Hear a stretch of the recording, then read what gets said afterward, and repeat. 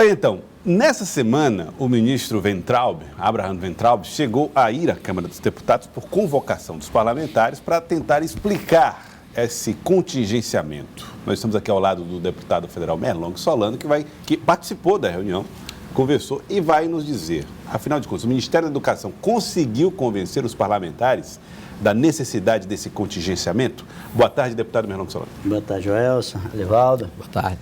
Não, Joelson, absolutamente. O ministro mostrou um discurso muito doutrinário. Parece que a grande preocupação do MEC nesta gestão do senhor Weintraub, que substituiu o senhor Vélez Rodrigues, que passou 3 meses sem sequer conseguir montar uma equipe para coordenar o MEC. E agora o senhor Weintraub parece muito preocupado em controlar as universidades, em submetê-las a uma espécie de tutela. Aliás, coincidentemente, no dia 15, no dia das manifestações, o governo publicou um decreto que estava pronto desde maio, avocando à Secretaria-Geral da Presidência da República o controle dos atos de nomeação nas universidades. Reitores, todos vão passar pelo gabinete do secretário de governo.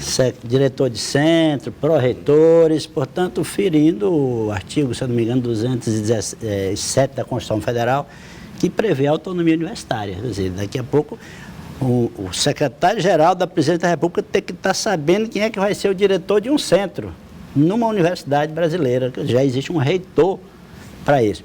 Então, o ministro deu sequência a esse tipo de comportamento. Inclusive, faltou com a verdade, faltou com transparência, porque ele usou o tempo todo o discurso de que o corte que está sendo feito pelo MEC no orçamento das universidades e institutos federais seria da ordem de 3,5%. Quando a gente vai fazer as contas, encontra os 3,5% aproximadamente, mas sob o orçamento global da universidade. Envolvendo os pagamentos de salário de servidores. Salários e aposentadorias, que são despesas obrigatórias. Aí eu até perguntei ontem num discurso na Câmara, será que ele está pensando também em cortar a verba referente ao salário das pessoas? Porque quando você considera só o custeio, aí o corte vai para os 30%, no caso da UFP. Isso olhando para o orçamento do ano todo. Se você pega o orçamento de maio a dezembro, o corte é da ordem de 50%. Muito grave. Agora, o presidente Jair Bolsonaro até publicou nas redes sociais uma entrevista dada pelo ex-presidente Lula em 2008, onde ele explica, provando, né, que no governo Lula, na época do PT, também houve contingenciamento de recursos para a educação. E aí ele explicava que, olha, a gente quer aumentar a arrecadação, se a gente conseguir aumentar, a gente vai fazer os pagamentos e as liberações, nós estamos vivendo um período da crise, foi aquela época da crise de 2008. Será que a crítica da oposição ela não está antecipada demais? Não, José, veja só o seguinte, todo governo faz em algum momento algum tipo de contingenciamento. Neste caso, estão chamando de bloqueio. Não é contingenciamento, nem a corte. Seria uma figura intermediária chamada de bloqueio. Mas há situações e situações. Ao longo do governo Lula e governo Dilma, o orçamento cresceu em termos reais. O orçamento do MEC saiu de 33,3 bilhões de reais em 2003 para 101 bilhões de reais em 2013. Isso tem embutido aí um crescimento real muito significativo, que foi que deu condições ao MEC ter toda essa expansão na área da educação. E num momento ou outro, em razão de uma dificuldade de arrecadação momentânea, um corte, um contingenciamento. Isso é normal. Mas é diferente de hoje. O orçamento das universidades vem caindo desde 2016. Em relação à qualidade também, tem sido bastante criticada pelo governo. Inclusive o presidente tem reiteradas vezes afirmando que até contas, regra de 3, o desempenho também em indicadores está muito aquém a educação brasileira do que da tendência mundial. O presidente Bolsonaro, ele não é uma boa referência para falar de educação. Outro dia, nem mesmo em termos de trato pessoal, né? Outro dia ele abriu a boca para dizer que quem faz pesquisa no Brasil são as universidades particulares, as faculdades. Ora, meu Deus do céu, todo mundo sabe que quem faz pesquisa científica e tecnológica no Brasil são as instituições públicas. Todo mundo sabe. O que se faz nas particulares é muito pouco. Tem umas 2 ou 3 maiores que fazem alguma coisa, mas muito, muito pouco. Não chega a 10% do conjunto da pesquisa feita. Então, há problemas, sim, na educação brasileira. ela vem melhorando e precisa continuar o esforço de financiamento e de melhoria da gestão para resolver os problemas, mas não é assim. Intervindo nas universidades, como foi feito, esse processo começou como uma represália, né? 3 universidades fizeram manifestações e o ministro, no outro dia, estão fazendo só balbúrdia, aplicou um corte de 30%. Diante da repercussão fortemente negativa e da ilegalidade do ato, aí ele foi obrigado a estender o corte para todas as universidades, já tentando dar áreas técnicos à medida. Ou seja, em função da queda da arrecadação, um bloqueio temporário. Agora, o que fazer, deputado Berlong Solano? O governo promete mudar um pouco o eixo do investimento, colocar num nível de ensino mais básico, mais fundamental. Isso seria legítimo ou seria possível sem fazer cortes? Pois é, ele vai abrir mão de 63 universidades federais? Ele não pensa que se o governo adotar políticas adequadas, o Brasil vai voltar a crescer? Porque eu defendo mais investimento no ensino fundamental, na educação infantil, no ensino básico, no ensino médio, portanto, na educação básica. Eu também defendo isso. Mas o preço disso é fechar as universidades federais? Eu não acredito que seja bom para o Brasil que tem nas universidades federais o ensino superior de excelência no Brasil, contemplar essa dicotomia. Para investir no ensino básico, tem que cortar as universidades. O Brasil precisa voltar a crescer, Joelson. E agora, com essas políticas macroeconômicas que o atual governo vem adotando, o governo parece que está incentivando o aumento da crise. É aquela história. Há quem defenda, há quem veja a guerra como um instrumento de purificação da raça humana. Os mais fracos sucumbem, ficam os mais fortes. Tem gente que acredita nisso na área da economia. Deixa o mercado seguir o seu livre curso, os mais fracos sucumbem e as empresas mais fortes crescem na situação de crise. É o que eu vejo que o atual governo está fazendo. Não há uma única medida que não seja esperar pelo resultado da reforma da Previdência para melhorar as expectativas. Minha gente, a Previdência, os resultados dela são de médio e longo prazo. Nesse momento tem 15 milhões de desempregados e o governo não toma uma única providência para tentar alentar a economia do país. Deputado, quando eu estava inclusive lá no Palácio de Karnak, quando o governador Wellington Dias anunciou lá o secretariado, aí disse lá, secretário de administração, Berlong Solano, secretário de administração e administração. No dia seguinte, o suplente Paz Landim pegou o primeiro avião, foi bater em Brasília. Já foi logo para o anexo 4, lá o amarelão, procurar o gabinete. 202. E até agora nada. Não, mas já estava claro, o governador já havia combinado comigo que a sua pretensão é no sentido de que eu volte a partir de junho. Ali na hora H pode ter havido algum tropeço na hora de ler o nome, mas não estava definido que eu assumiria imediatamente, não. E quem está cuidando então da administração?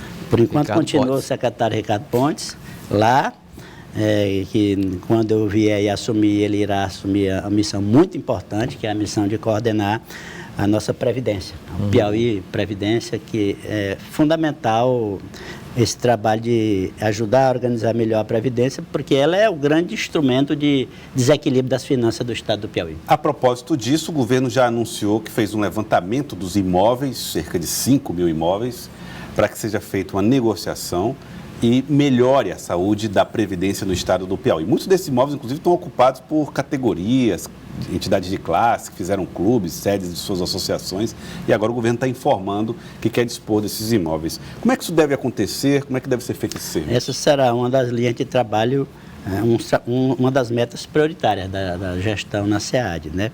Dar sequência a esse trabalho de identificação e regularização documental de todos os imóveis do Estado. A proposta do governador é tanto colocar uma grande parte deles como suporte do Fundo de Previdência, e outra parte poderá ser leiloada, e o vendida. impacto que isso pode ter nesse déficit de 1 bilhão por ano na Previdência, deputado? Não, ainda não tem Não um tem esse cálculo estudo, sobre o valor desses imóveis. E eles têm já hoje, do jeito que estão o valor, mas só passa a ter um valor de mercado mesmo, 100%, numa vez que esteja desembaraçado e regularizado com toda a sua documentação pronta. Aí é que um dos trabalhos, depois de regularizar, será chamar uma avaliação do valor de mercado desses imóveis. Eu queria então convidá-los, deputado Merlong Solano, para o senhor assistir essa reportagem que foi feita hoje pela manhã, que fala um pouco a respeito deste projeto, dos impactos que vai trazer para a Previdência do Estado. Por não. Mais de 5.000 imóveis serão avaliados. Há prédios com vários módulos, ocupando terrenos imensos e bem localizados, como esse quarteirão, onde funcionaram o IML e a Central de Flagrantes, no centro de Teresina. Há também, na capital e no interior, escolas e unidades de saúde que foram desativadas com a municipalização. E tem ainda os imóveis cedidos para ONGs, associações e sindicatos, que usam o patrimônio público sem pagar.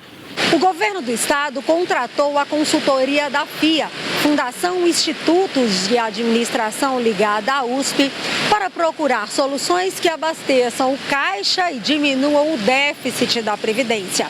Uma das alternativas apontadas é utilizar os imóveis, seja com a venda, a aluguel ou em parcerias público-privadas, depois de serem feitos estudos para constatar o valor de mercado de cada um.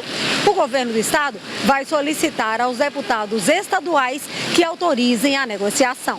Um projeto de lei foi enviado pelo governador Wellington Dias ao presidente da Assembleia Legislativa, solicitando a alienação de 55 imóveis para o programa de desmobilização de ativos imobiliários. Na relação, constam inclusive uma sala comercial em Recife e outra no Rio de Janeiro.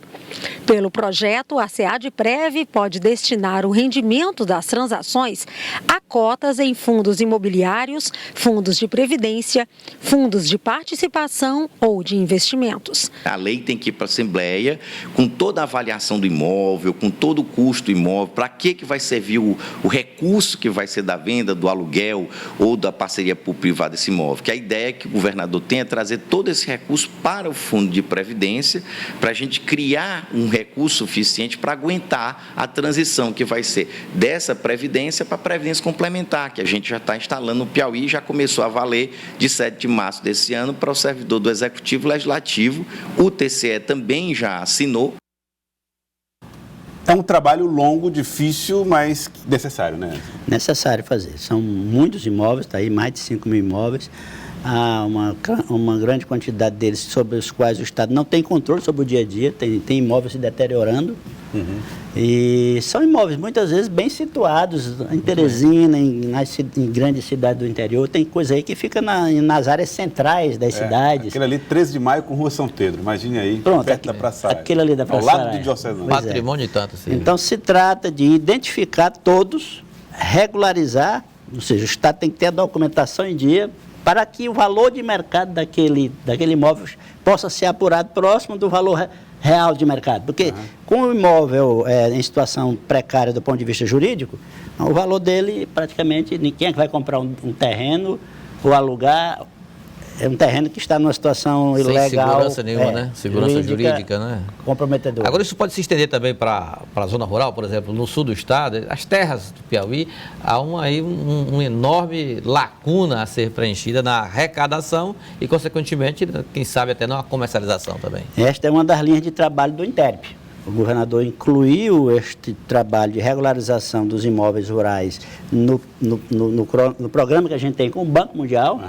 E esse trabalho segue agora. O governador chamou um advogado para botar à frente, né, do INTERP, Chico Lucas. O doutor Lucas, e espera que ele tenha sequência, como já estava tendo lá com o nosso Elbert Buenos Aires fazendo à frente do INTERP. Eu queria agradecê-lo, deputado Merlong Solano, futuro secretário da administração, né? Então, Júnior está chegando, né? Júnior está chegando. É na primeira quinzena ou no final? Mas não sei o dia, né? Olha aí. É verdade. Diz que Eu estou me animando um pouco com a discussão lá no Congresso. Pois é, então espera logo a reforma da Previdência. Mas lá tem muito problema também, viu? É muita coisa para resolver, né? Quem se dispõe propõe a ser autoridade pública não pode ter medo de problema, né? É verdade, tem que Mas, ter mas disposição. espera a reforma da Previdência ou não? Vem antes. Não, talvez ela só vá acontecer no segundo semestre, né? Eu acho que no ritmo que vai, ela não será votada nesse semestre. Então o senhor vem antes, né? Virei Então um antes. alívio para o suplente Parlandim. Virei antes. Tá, então, deputado Merlong Solano, muito obrigado pela participação aqui conosco. Tá. Obrigado.